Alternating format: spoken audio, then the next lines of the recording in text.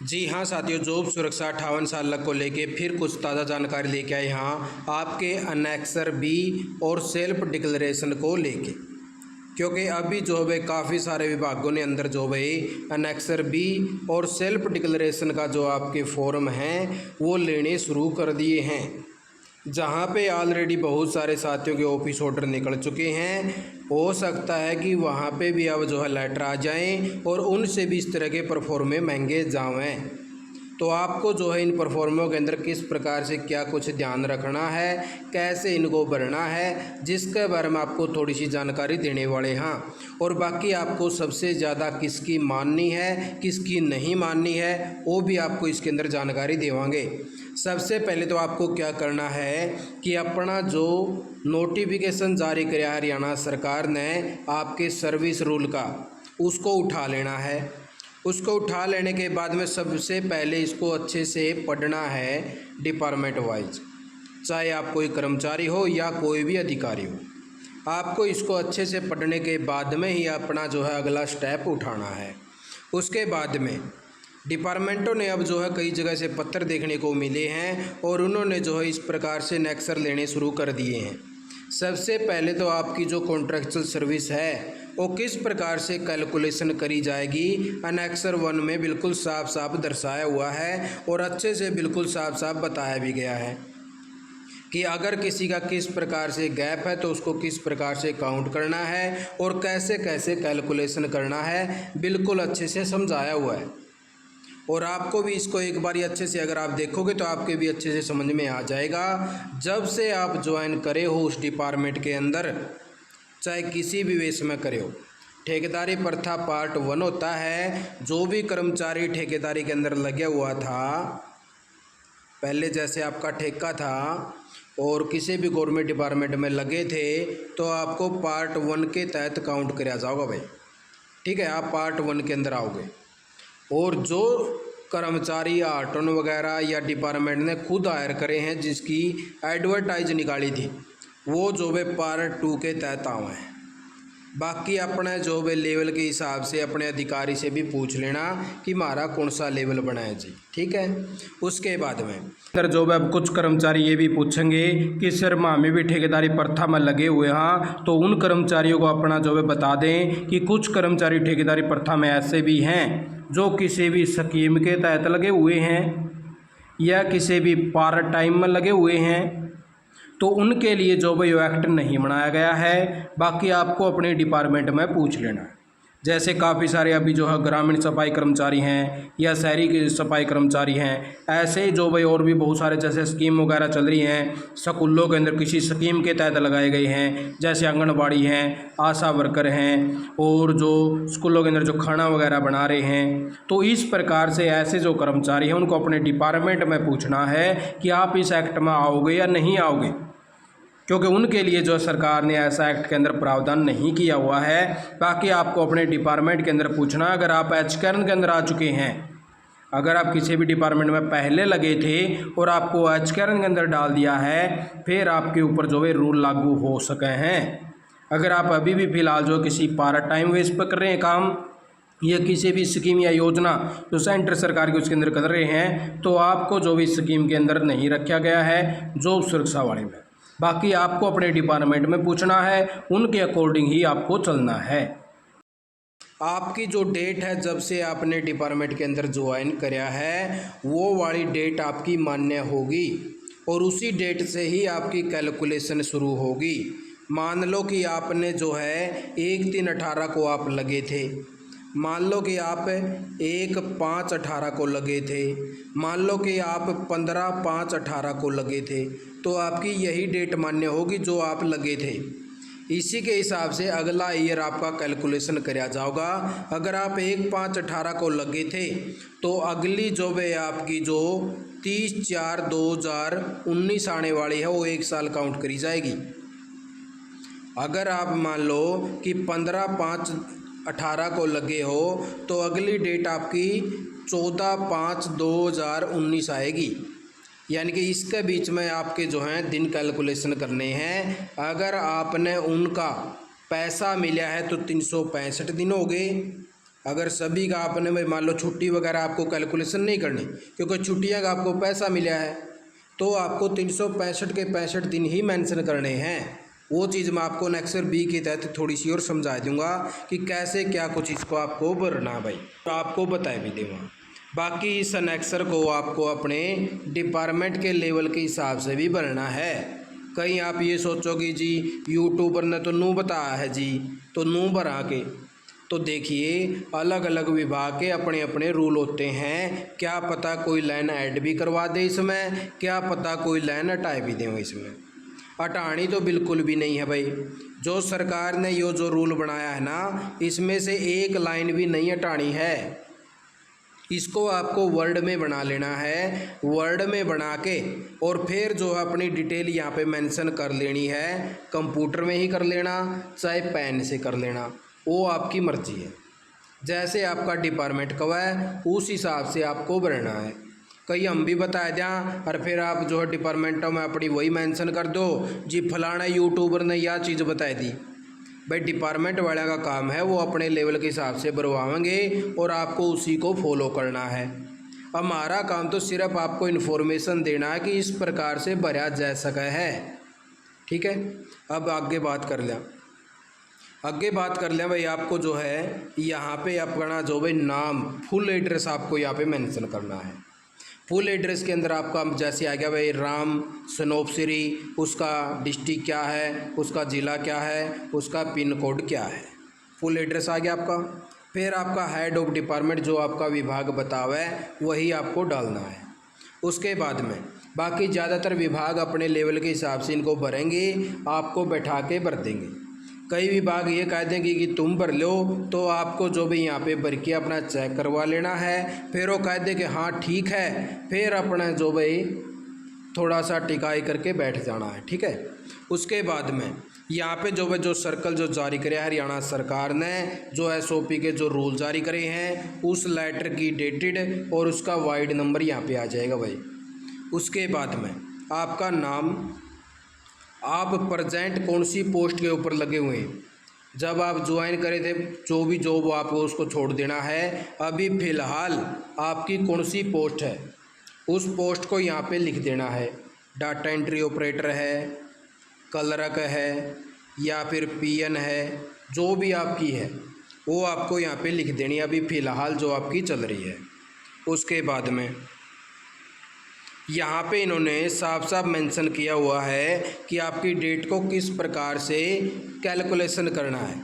उदाहरण के तौर पर क्या है कि 1/6/2015 में कोई लग गया है, ये चीज़ तो सारी आवेंगी, आपको इसके नीचे जो है मेंशन करना है। कई साथियों का हमने देखा है कि उन्होंने 1/6/2025 को अगर जो 15 को जो अगर ज्वाइन कराया है तो उसने सीधी डेट लिख दी 15/8/2024 बस सीधा इतना लिख दिया और फिर लिख दिया पूरे 5 साल कंप्लीट। ऐसा नहीं करना है, ये साल टू साल आपको दर्शाना है।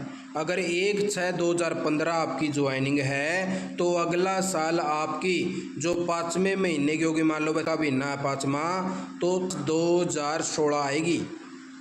जैसा कि उदाहरण के अंदर आपका समझाया हुआ भी है कि पूरा 1 साल का कैलकुलेशन लेना आपका। अगर उसके अंदर गैप पीरियड है तो इस प्रकार से 2 कॉलम बना दो। अगर गैप पीरियड नहीं है तो 365 के 65 दिन लिख दो। अगर उसने सैलरी ली है तो छुट्टियों को आपको गैप वगैरह में काउंट नहीं करना। अब छुट्टी ली थी वो मेरा गैप पीरियड हो गया। गैप पीरियड का मतलब होता है भाई आपने उसकी सैलरी नहीं ली और आपने विभाग के द्वारा से जो भाई या कॉन्ट्रैक्ट ख़त्म हो गया था या कोई भी रीज़न था। अब यहाँ पे वो जो भाई OSPP का मतलब है आउटसोर्सिंग पॉलिसी पार्ट 1। ठीक है, OSPP 1 का मतलब है आउटसोर्सिंग पॉलिसी पार्ट 1, यानी कि आप किसी भी यानी कि जो ठेकेदारी प्रथा थी उसके तहत लगे हुए थे, आप किसी भी जैसे पॉलिसी के अंदर हो गए। अगर ठेकेदारी प्रथा में थे तो लगभग आपका पार्ट 1 होगा। अगर आपको डिपार्टमेंट के द्वारा सीधा हायर कराया गया है या कोई एडवर्टाइज वगैरह करी थी तो आपको वो लेवल अपने डिपार्टमेंट में पता करना है, वो पार्ट 2 कहलाता है। ठीक है, और बाकी एच कैरन और आर्टोन का आपको पता ही है वे कौन सा किस प्रकार से लगा हुआ है। उसके बाद में यहाँ पे जो है आपको अपना ईयर वाइज डिटेल देनी है। जैसे 1/6/15 को लग गया, 2016 आपकी डेट आ गई, आप आउटसोर्सिंग पॉलिसी पार्ट 1 के तहत लगे गए थे, यानी कि पहली एंगेजमेंट थी आपकी। अगर मान लो दूसरी बारी कोई ठेकेदारी बदलिया है तो उसका भी मेंशन करना है कि दूसरी बारी ठेकेदार बदलिया है। अब ये देख लीजिए, री engaged under outsourcing policy part 2 या में इसी प्रकार से आपको जो भाई अंग्रेज यहाँ पे करना है, किस प्रकार से आपको कौन सी पॉलिसी के अंदर लगाया गया है।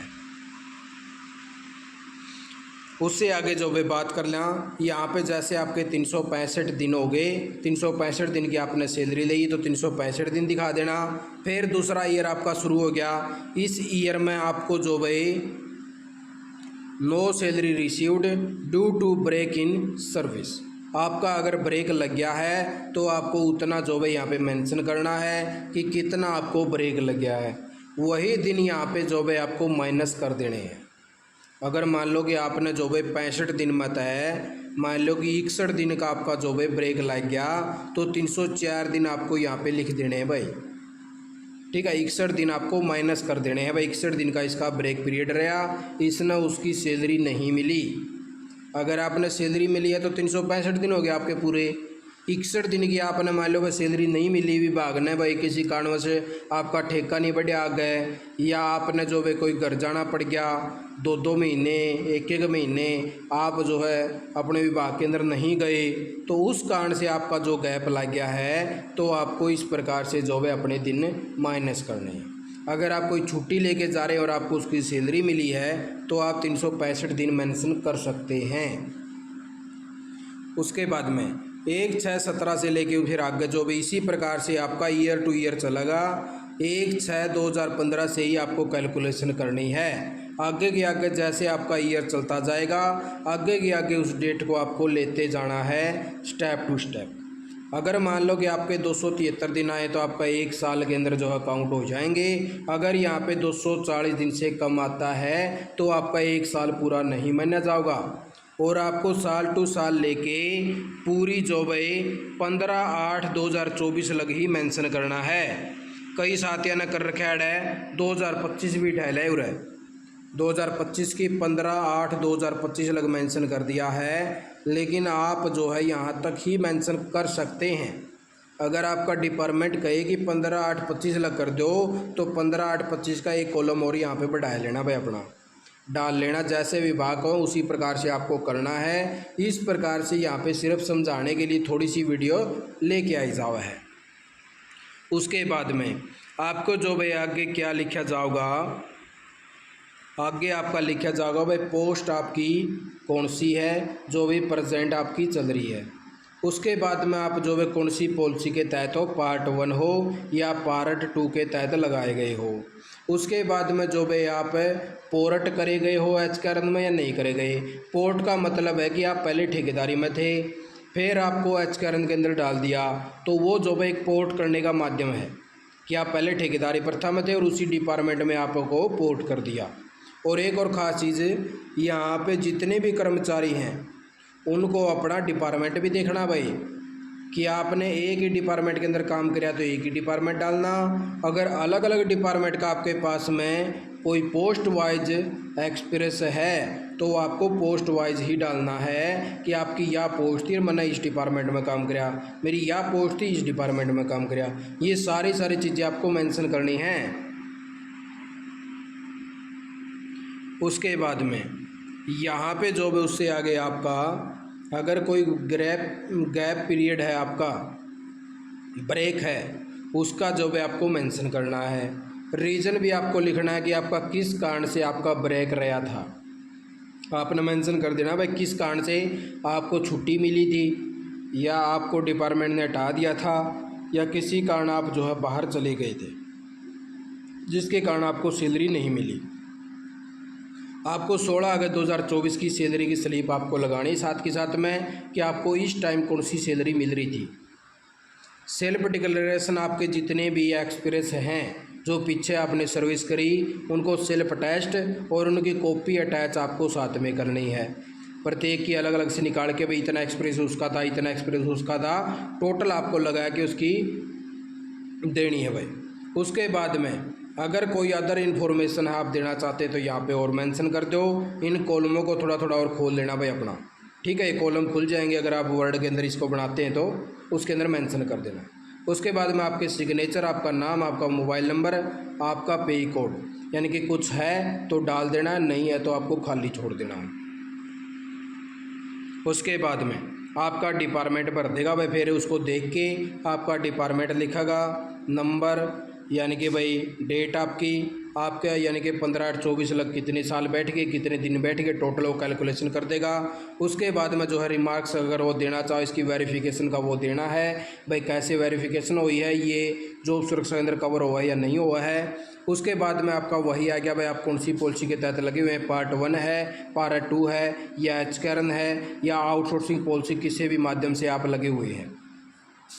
आपके डेजिग्नेशन प्रेजेंट क्या है और आपका जॉब रोल लेवल क्या था, यानी कि जो रूल बना रखे हैं हरियाणा सरकार ने, जो एचकर्न वालों को अभी जो सैलरियाँ मिल रही है उसका लेवल कौन सा है। आप लेवल 1 में हो, लेवल 2 में हो, लेवल 3 में हो, 3 लेवल आपके बनाए गए हैं, 3 लेवल के हिसाब से आपको सैलरियाँ मिले हैं।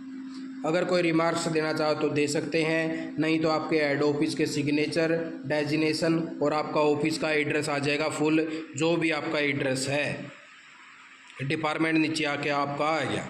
उसके बाद में जो भाई आपका अनेक्सर सी आपको छिड़ना नहीं है और अनेक्सर डी भी आपको नहीं छिड़ना है, क्योंकि यो जो है आपके हेड ऑफिस का काम रह गया। उसके बाद में जो है आपको नीचे आना है, यहाँ पे सेल्फ डिक्लेरेशन आपकी जो है भरनी है आपको। यहाँ पे आपका नाम, आपके पिताजी का नाम, आपकी डेजिग्नेशन क्या है, कौन सी पोस्ट पर आप लगे हैं, पीएन है, डाटा एंट्री ऑपरेटर है, क्लर्क है या चपरासी हैं, जो भी हैं यहाँ पे। उसके बाद में आपका जो भाई आपका ऑफिस डिपार्टमेंट कौन सा है और आपका कॉन्ट्रैक्ट कब से शुरू होया था, जब से आप लगे हैं डिपार्टमेंट के अंदर, वह चीज़ नीचे आपके सिग्नेचर वगैरह, नाम, नंबर, डेजिग्नेशन सब कुछ इसके अंदर आ गया। और आपका एक और जो है कुछ अंडरटेकिंग अलग से मांग रहे हैं, जैसे आपकी मैरिज वगैरह की, तो वह ऐसा मैरिज वगैरह की अलग से अगर आपका कोई डिपार्टमेंट अंडरटेकिंग बनाता है तो आपको वो भी भर देनी है भाई। बाकी नहीं तो इसके अंदर सारी जो चीज़ें वो मेंशन कर रखी हैं भाई, ठीक है। आपको इस प्रकार से जो है ताज़ा जानकारी लेके आए थे।